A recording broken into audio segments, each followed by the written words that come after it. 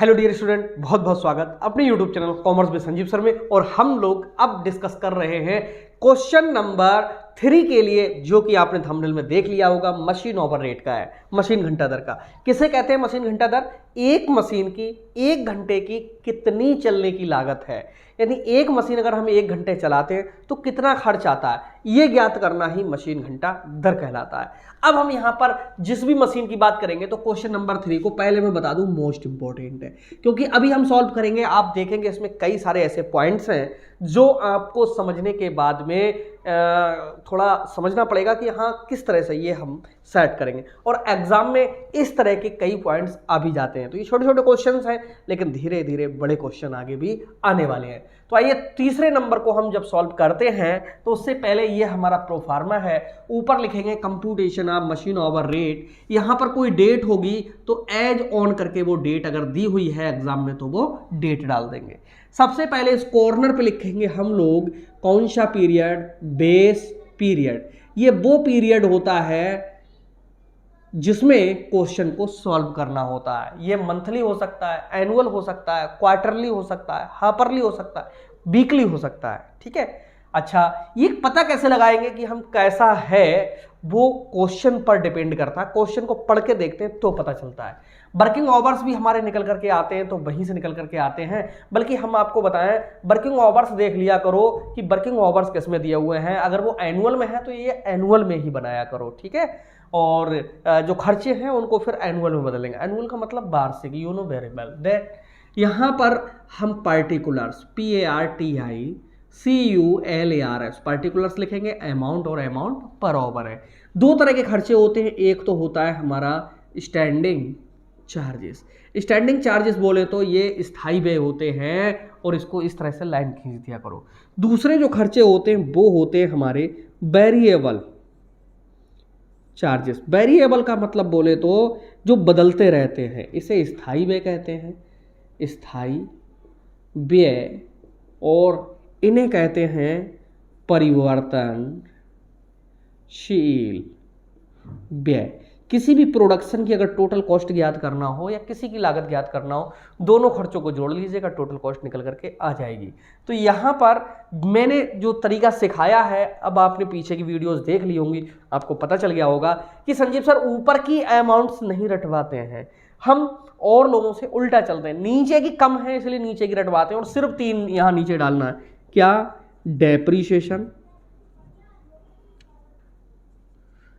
Repair और power. पूरी cost accounting की हम गारंटी लेते हैं कि कोई भी अक्षर ऐसा नहीं होगा जो आपको आ नहीं रहा होगा। बस सिस्टम से आप समझते जाइए।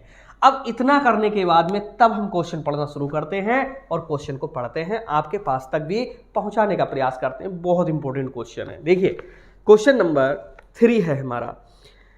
लिखा हुआ है क्वेश्चन में, on the basis of the following information extracted from cost book find out the machine hour rate for a machine in the proper form. यानी उचित फॉर्म में आपके लिए मशीन घंटा दर की गणना करनी है। परचेज प्राइस ऑफ मशीन है 1,30,000, freight, installation charges and other relevant expenses हैं 20,000। मशीन की लाइफ है 10 years. Working hours 2,000 per year हैं। रिपेयर चार्जेस हैं 40% ऑफ डेप्रीशिएशन, और पावर 10 यूनिट पर आवर है, 10 पैसे पर यूनिट के हिसाब से। लुब्रिकेटिंग ऑयल है ₹6 पर डे और 8 घंटे के लिए। कंज्यूमेबल स्टोर है ₹10 पर डे 8 घंटे के लिए। बेजिस ऑफ ऑपरेटर है ₹4 पर डे के लिए। तो बस यहीं से ये क्वेश्चन मोस्ट इंपॉर्टेंट बन गया। क्यों बनाइए? क्योंकि कुछ खर्चे इसके ऐसे हैं जो पर डे के हिसाब से दिए हुए हैं, और वर्किंग आवर्स इसके ईयरली दिए हुए हैं। अब बताओ कि ये बेस पीरियड कौन सा यहाँ पर काम करेगा। तो मैं आपको बताऊं, ऐसे क्वेश्चन की टेक्निक ही अलग है। ये एग्जाम में आया हुआ क्वेश्चन है और आपने देखा भी होगा, इस पे लिखा हुआ भी है। ये आगरा यूनिवर्सिटी का क्वेश्चन है, ठीक है, जो आया था। और देखो आप इजीली सॉल्व कर दोगे। मैंने सारी चीजें यहाँ पर नोट कर दी हैं। यहाँ पर वर्किंग आवर्स ये एनुअल है यहाँ पर, ठीक है। अब देखो सॉल्व करते हैं। कहाँ से सॉल्व करना करेंगे स्टार्ट? यहीं से पूरा ऊपर से देखिए और सॉल्व करते चलिए। पहले नंबर पे लिखा हुआ है परचेज प्राइस ऑफ मशीन 1,30,000 की, इससे डेप्रीशिएशन निकलता है। मशीन खरीद करके लाए हैं, मशीन की लागत से हमेशा डेप्रीशिएशन निकलेगा। मशीन भैया लेकर के आए हैं 1,30,000 का, यानी 1,30,000 का। Installation and other relevant expenses का मतलब है कि इस मशीन को जब हमने फिट कराया अपने यहाँ पर तो 20,000 और खर्च हो गए, यानी मशीन 20,000 और खर्च कर गई, ठीक है। और कोई बचा हुआ तो नहीं है, बचा का मतलब स्क्रैप वैल्यू तो नहीं दिखा रहे, नहीं दिखा रहे। इसका मतलब है कि 1,30,000 की मशीन, 20,000 और खर्च हुए, मशीन हमारे लिए चलने की कंडीशन में 1,50,000 में तैयार हुई। और 1,50,000 लाइफ है इसकी 10 ईयर्स, यानी 10 वर्ष तक ये चलेगी। तो एक वर्ष में खर्च करेगी कितने हजार? ये 15,000। अब एक वर्ष में 15,000 खर्च करेगी, इसका मतलब है वार्षिक मामला है यहाँ पर चल पड़ा। वर्किंग आवर्स 2,000 एनुअल है, इसका मतलब है कि यहाँ पर डाल दीजिए कितने? 2,000। और बेस पीरियड की जो हम बात कर रहे थे, ये हमारा बनेगा जाकर के एनुअल। एनुअल का मतलब होता है वार्षिक, वर्ष भर का, ठीक है। अब हमको क्या करना है? पूरी कैलकुलेशन करने के बाद हमें 1 घंटे के ही निकालने हैं खर्चे। कैसे भी निकालोगे ये तुम्हारी जिम्मेदारी है, ठीक है, निकल जाएंगे। अब आगे देखते हैं। आगे हम यहाँ पर परचेज प्राइस को डाल चुके हैं, इंस्टॉलेशन को डाल चुके हैं, लाइफ डाल चुके हैं, वर्किंग आवर्स डाल चुके हैं। रिपेयर कह रहा 40% ऑफ डेप्रीसिएशन। अरे बिल्कुल, डेप्रीसिएशन का कितने परसेंट है? 40% है। तो पहले डेप्रीसिएशन को ही निकालना पड़ेगा, उसका 40% निकाल करके तब डाल देंगे। या यहाँ पर जो 15,000 निकल करके आ रहा है तब भी निकल सकता है।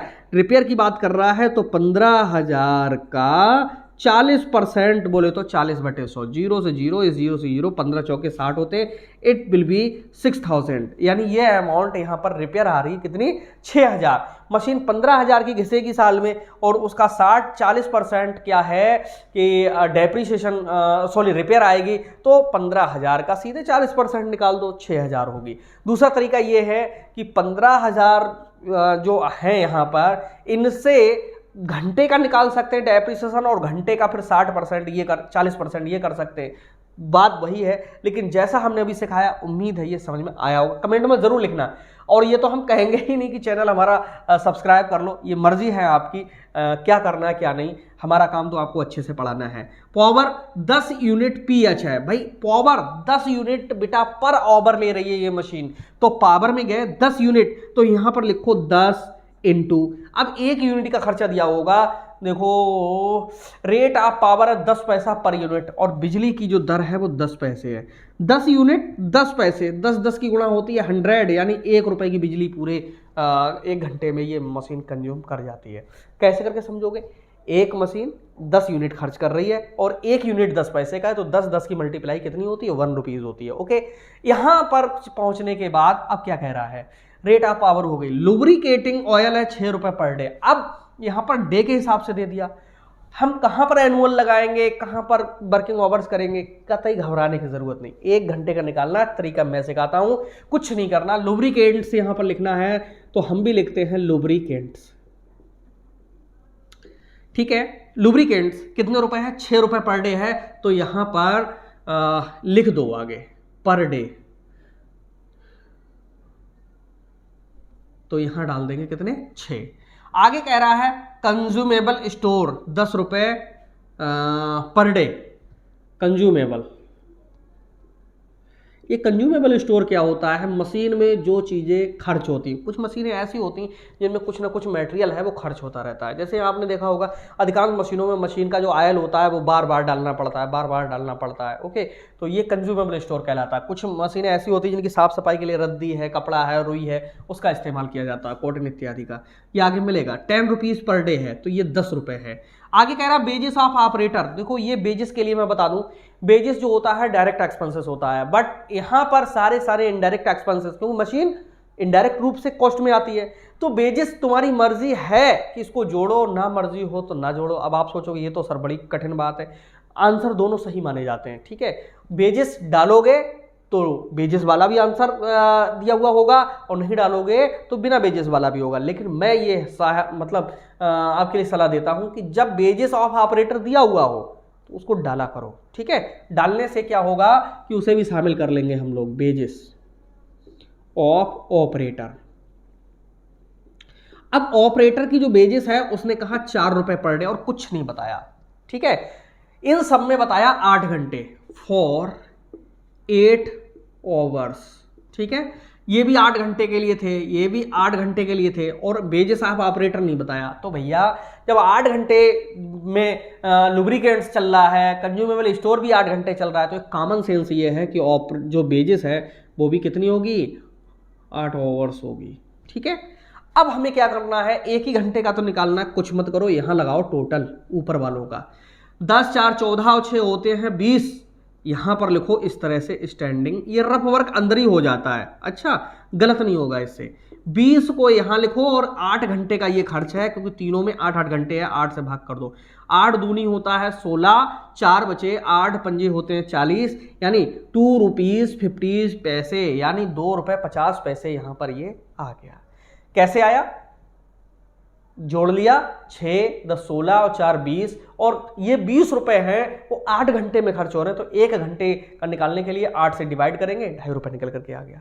अब यहाँ पर 2 अमाउंट हमें नीचे मिल रही हैं, ये 2 अमाउंट्स कौन कौन सी हैं, 15 और 6 होते हैं कितने, 21,000। 21,000 पूरे साल का है, क्योंकि साल भर में 15,000 की घिस रही है और साल भर में रिपेयर आ रहा 6,000, साल में मशीन कितनी चल रही है आप देख लीजिएगा 2,000। तो यहाँ पर जिस तरह से स्टैंडिंग चार्जेस लिखा है उसी तरह से वेरिएबल चार्जेस बराबर, ये वर्किंग नोट होता है, इसको आप बाहर भी कर सकते हो और अंदर भी कर दोगे तब भी चलता है, कोई दिक्कत नहीं है। तो ये यहाँ पर 15 6 21,000 को इस तरह से लिखो, इसे डिवाइड कर दो कितने से, 2000 से, यानी 2000 से, 3 जीरो से 3 जीरो कट गया, 2 से काटेंगे, 2 1 जा 2 होता है, 1 बचा है, 0 लगाइएगा, पॉइंट लगाइएगा, 2 5 जा 10 होता है, 10 रुपये 50 पैसे। तो ये निकल करके आया यहाँ पर 10 रुपये 50 पैसे। टोटल देख लो कितना हो रहा है, 10 ये 11 2 13, 50 50 1, यानी 14 रुपये पूरा पूरा, और यही इसका क्या है, करेक्ट आंसर है। ठीक है, वेजेस को शामिल करेंगे तो 14 रुपये ही इसका आंसर है। तो एकदम समझ में आ गया होगा, उम्मीद है 100% आना चाहिए, और अगर ना आया हो तो एक बार इसे फिर से रिपीट करके देख लेना। और ये जो क्वेश्चन है मोस्ट इंपॉर्टेंट है, मैं फिर से लिख देता हूँ यहाँ पर, मोस्ट है भैया, जरूर तैयार कर लो। तरीका क्या है, लुब्रिकेटिंग और कंज्यूमेबल वेजेस ये सब घंटे के हिसाब से हैं, तो 8 घंटे के हैं, सबको जोड़ा, 8 से भाग कर दिया। ये वर्ष का था तो वर्ष में कितने घंटे चल रहे थे, 2000, तो 2000 से भाग कर दिया, 10.5 आ गए, पावर 10 यूनिट 10 पैसे, 10 10 की गुणा 100 होती है। इस तरह से ये निकाल लेते हैं। और आपने देखा होगा कि मशीन ओवर रेट का कुछ पार्ट समझ में जरूर आया होगा। तो जब तक हम 25 नंबर तक पहुंचेंगे तब तक सारा का सारा रट जाएगा, और मैं कोई क्वेश्चन छोड़ता ही नहीं हूँ, सारे के सारे मैं पढ़ाता चलूंगा।